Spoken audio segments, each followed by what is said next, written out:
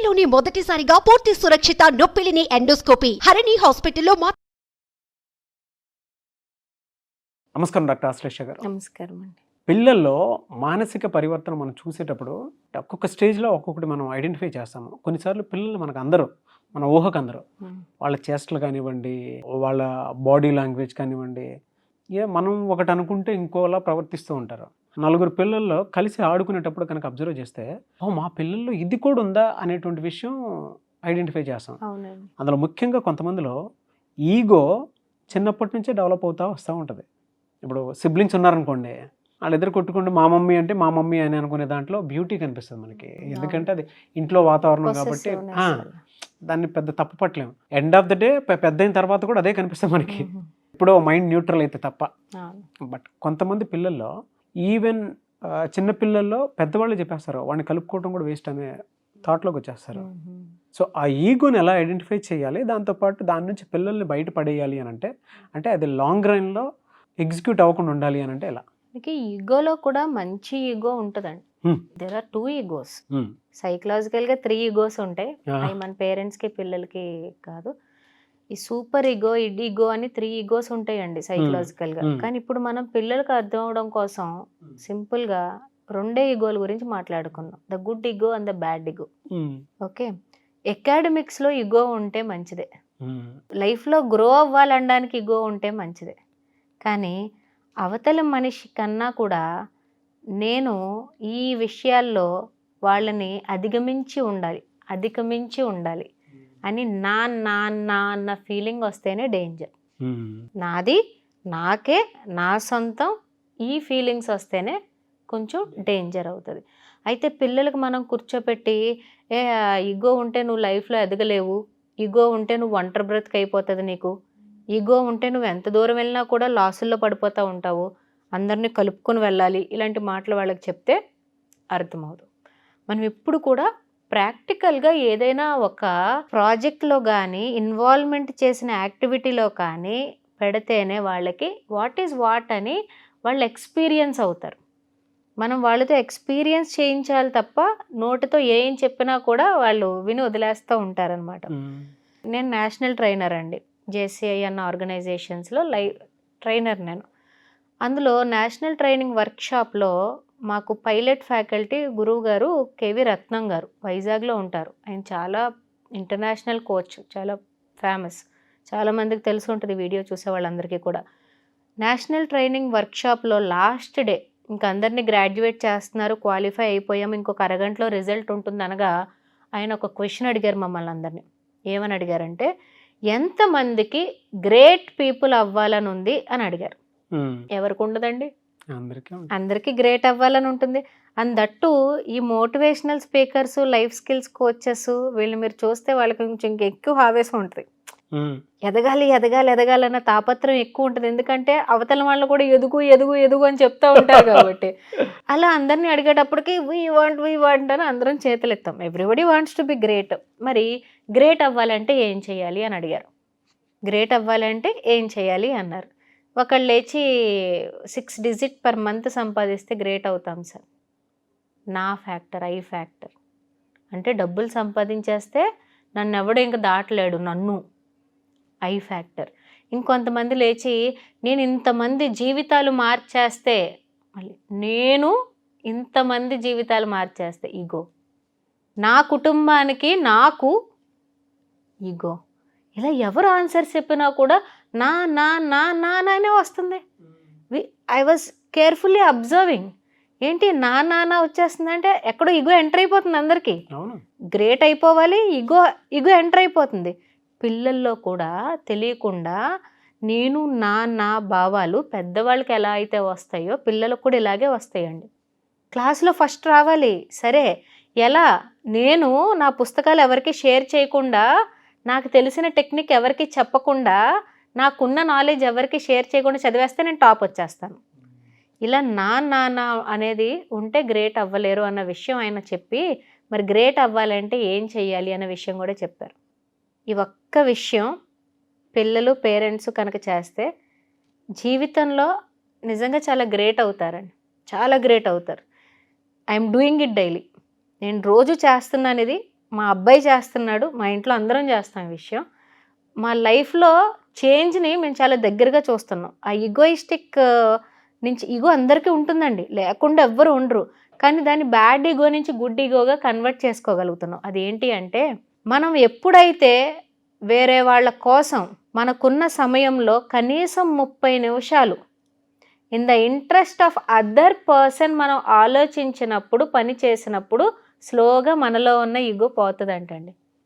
నేను ఈరోజు ఒక 30 నిమిషాలు నాగరాజు గారి గురించి ఆలోచించాను అంటే, in the point of him, మళ్ళీ నాకు ఏం యూజ్ అవుతుందని కాదు, నాగరాజు గారికి నేను ఏం చేస్తే ఆయన బాగుంటారు, నా వల్ల ఏమైనా హెల్ప్ అవుతుందా, ఆయన లైఫ్ ఏదైనా ట్రాన్స్ఫార్మ్ అవుతుందా, లేకపోతే ఆయనకి ఏమైనా నేను హ్యాపీనెస్ ఇవ్వగలనా, చేయండి అదే ఒక 30 minutes చేయండి అదేదో. అలా మన లైఫ్లో చుట్టుపక్కల ఉన్న వాళ్ళందరి గురించి కూడా మనం రోజుకి ఒక్క మనిషి గురించి అయినా ఒక్కొక్క 30 నిమిషాలు మనం కేటాయించగలిగితే, వాళ్ళ హ్యాపీనెస్లో మనం హ్యాపీనెస్ పొందగలుగుతున్న అనుభూతి వస్తే స్లోగా ఈగో అనేది పోతుందండి. అంటే పిల్లలందరికీ కూడా you help your friend in the interest of him, not you. నువ్వు ఒక చాక్లెట్ ఇస్తానో, నువ్వేదో హెల్ప్ చేస్తానో, రేపు పొద్దున్న నీ వెనకాలని నీకు భజన చేస్తాడు, దానికోసం కాదు హెల్ప్. నీ ఫ్రెండ్ బాగుండాలి అని చెప్పి తన కోసం నువ్వు ఒక 30 నిమిషాలు కష్టపడు.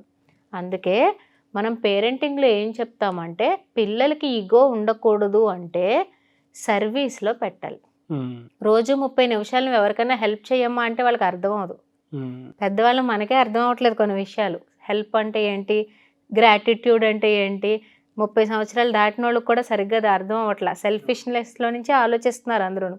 ఎప్పుడైతే పిల్లల్ని సర్వీస్లో పెడతామో, అంటే ఏ డే వర్షిప్ చేస్తే ఆ డే, గురువారమా, ఫ్రైడేయా, సండే, ఏ డే అయితే ఆ day, A place of worship ఉంటే అక్కడ బయట పిల్లలతో కనుక ఒక బన్న ముక్క అయినా పర్వాలేదు, 5 రూపాయలు పెట్టుకున్న బన్న అయినా పర్వాలేదు, వాళ్ళు ఎవరికైతే నీడ్ ఉందో వాళ్ళకి గివింగ్ గివింగ్ గివింగ్ అలవాటు చేస్తే, వాళ్ళకి ద జాయ్ ఇన్ గివింగ్ అర్థమైతే ఈగో ఉండదండి, ఈగో ఉండదు.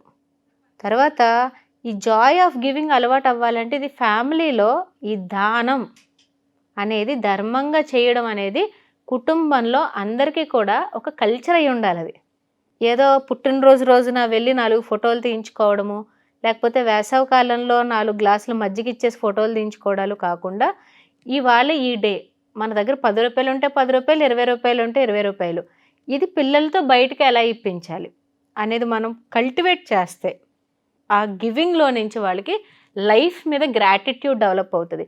మనం ఇచ్చే ప్రతి ఒక్కళ్ళని ముఖం చూసిస్తూ ఉంటే, దేవుడు మనల్ని ఇలా ఉంచినందుకు మనం ఎంత అదృష్టవంతులమో ఫీలింగ్ వస్తుందండి. ఎప్పుడైతే వాళ్ళకి అది రియలైజ్ అవుతూ ఉంటారో, కామన్గా వాళ్ళకి స్లోగా ఈగో పోయి అజ్ అన్న ఫీలింగ్ వస్తుంది. ఐ పోయి వి, అజ్, టుగెదర్నెస్ అన్న ఫీలింగ్ వస్తుంది అనమాట. అలాగే స్పిరిచువల్ లైఫ్ కూడా పెద్దవాళ్ళు ఎక్స్పీరియన్స్ చేస్తూ పిల్లలకు పరిచయం చేయాలి. అంటే ఎలా అంటారు అంటే మళ్ళీ గుళ్ళకి వెళ్ళిపోయి కొబ్బరికాయలు కొట్టేసి పువ్వులు పెట్టేసి కాదండి. స్పిరిచువల్ ప్రేయర్ అంటే ఏంటంటేనండి, స్పిరిచువల్ ప్రేయర్లో మనము మన ఈ క్రియేషన్ అంతటికి ఒకళ్ళు reason, there is some creator. అది రిలీజియస్గా ఆలోచించకూడదు. మనం ఆ క్రియేటర్తో మనం బాండ్ ఎస్టాబ్లిష్ చేసుకోవాలి, మన కమ్యూనికేషన్ ఎస్టాబ్లిష్ చేసుకోవాలి. అంటే పేరెంట్స్ పిల్లలకి చెప్తూ ఉండాలి, మనల్ని అందరినీ ఒక దైవం, some creator has created us. నీకు ఏమైనా ప్రాబ్లం ఉంటే మాతో చెప్పుకోవడానికి నీకు ఇబ్బంది అయితే communicate with the god, you love the god, you feel that మనల్ని ఎవరో క్రియేట్ చేశారు, లేకపోతే this is all, no it's not possible, I should always be grateful to that creator. నేను ఈ లైఫ్లోకి వచ్చాను అంటే దెర్ ఈజ్ సమ్ పర్పస్. ఆ పర్పస్ ఏంటో నేను అటైన్ అయ్యే వరకు నాకు దేవుడు సపోర్ట్ ఉండాలి అని ఎప్పుడైతే గాడ్ మీద, మన పాత సినిమాల్లో మంచి డైలాగ్ ఉంటుందండి, నువ్వెవరు నేనెవరు చేసేదంతా పైవాడు అని. నీ అని ఎప్పుడైతే వదిలేస్తామో, ఎవరో చేయిస్తున్నారు అని ఎప్పుడైతే అనుకుంటామో, అప్పుడు కూడా మనకి ఈగో ఉండదు.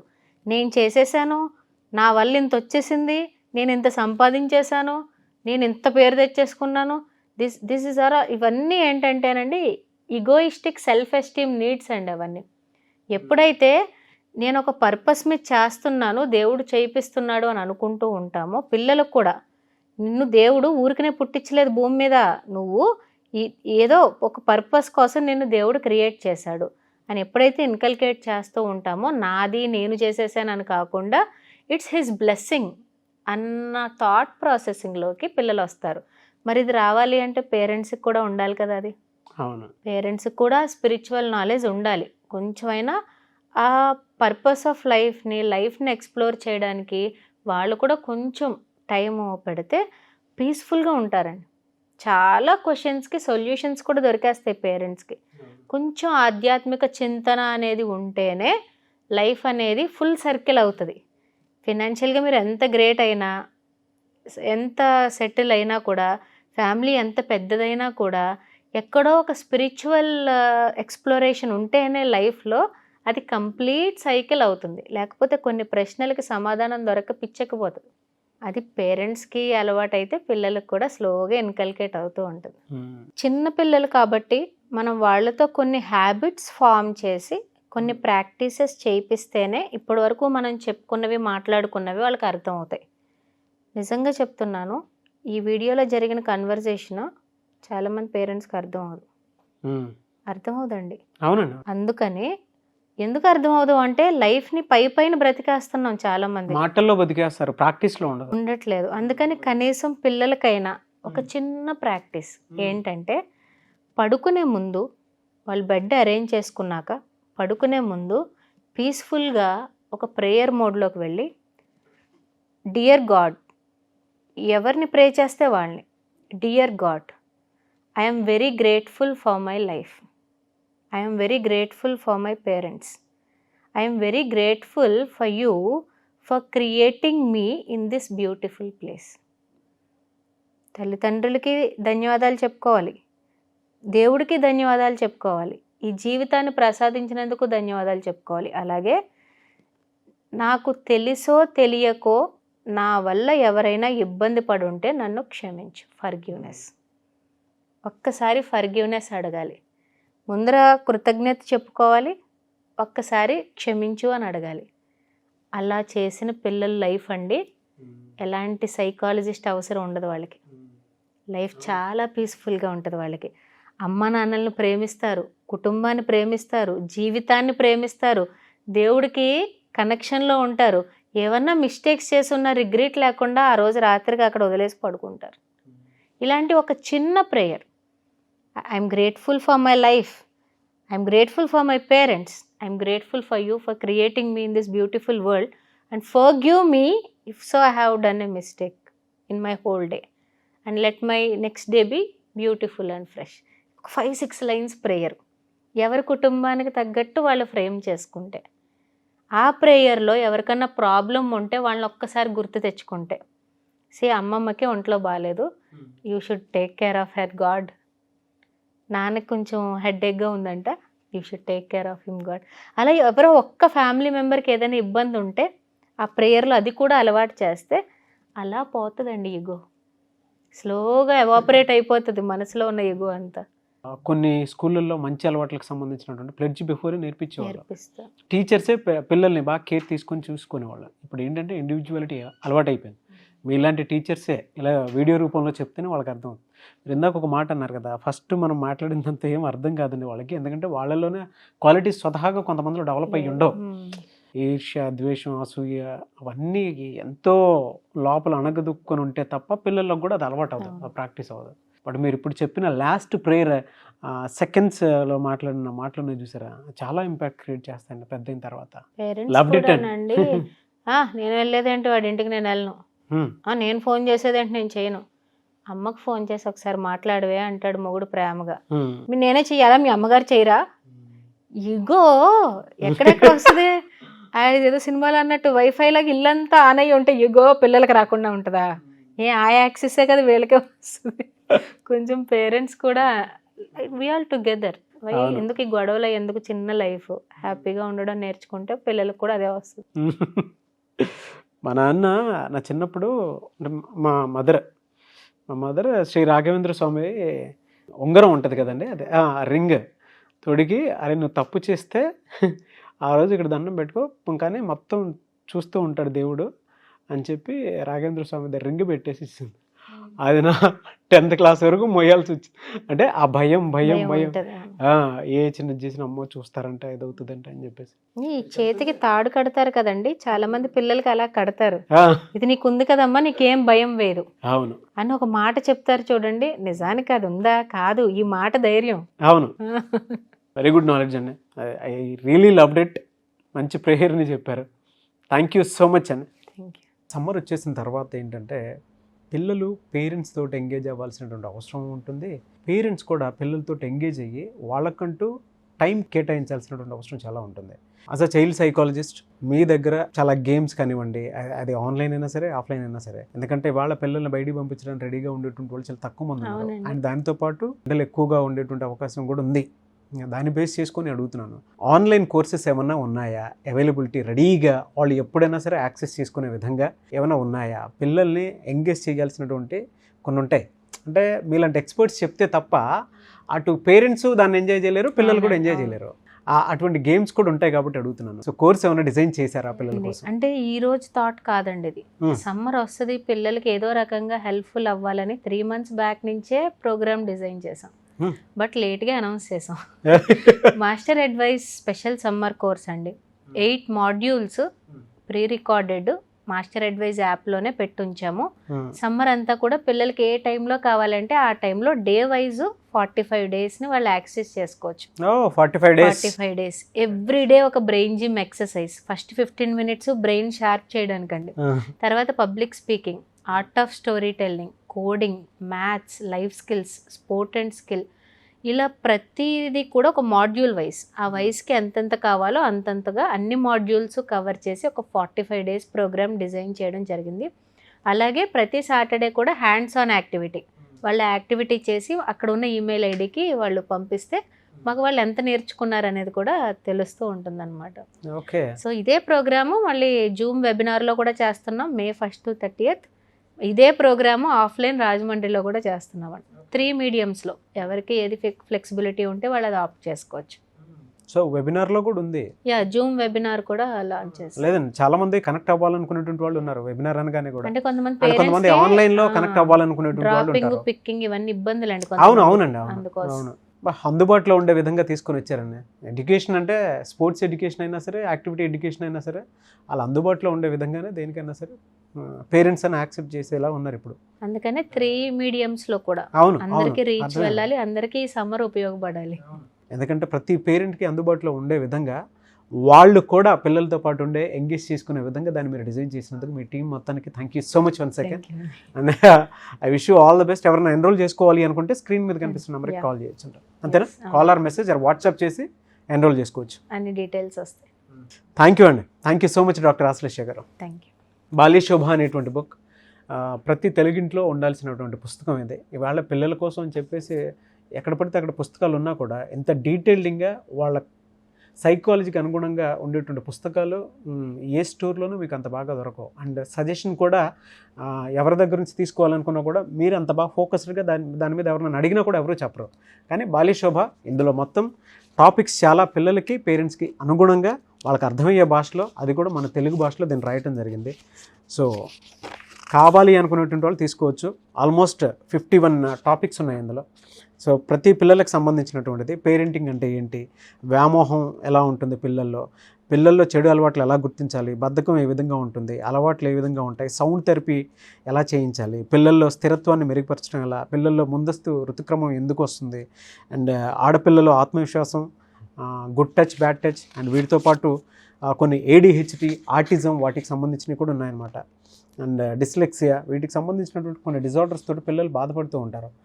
అటువంటి పిల్లలకు కూడా ఏ విధంగా ట్రైన్ చేయాలి, ఏ విధంగా గైడ్ చేయాలి, ఏ విధంగా పిల్లల్ని మనలోనే అంటే ఆ లైఫ్ స్కిల్స్ని ఎలా డిజైన్ చేయాలి, ఎలా నేర్పించాలి అనేటువంటిది కూడా తెలుసుకోవడానికి బాల్యశోభ అనేటువంటి బుక్ రాయటం జరిగింది. సో ఇందులో చాలా ఉన్నాయండి పిల్లలకు కావాల్సినటువంటి టాపిక్స్ అన్ని. ఆసక్తి కలిగిన వారు బుక్ కూడా తీసుకోవచ్చు. సమ్మర్లో మీరు బుక్తో పాటు అండ్ ఈ సమ్మర్ కోర్సును కూడా అండ్ మీ పిల్లల్లో ఆ క్రియేటివ్ నాలెడ్జ్ని, లైఫ్ స్కిల్స్ని డిజైన్ చేయాలి అనుకునేటువంటి వాళ్ళకి స్క్రీన్ మీద కనిపిస్తున్న contact number, call or message or WhatsApp చేసి సమ్మర్ కోర్స్ తీసుకోండి. అండ్ దాంతోపాటు బుక్ కావాలనుకుంటే కూడా ఆర్డర్ పెట్టుకోండి.